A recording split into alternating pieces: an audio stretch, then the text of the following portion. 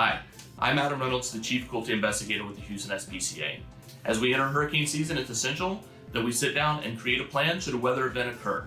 That plan should start with a carrier with 2 weeks of food, your bag, along with your pet's monthly preventatives, as well as any medications they may have.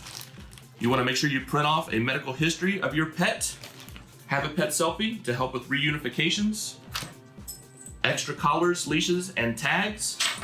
And if you need the rest of our list, you can go to houstonspca.org.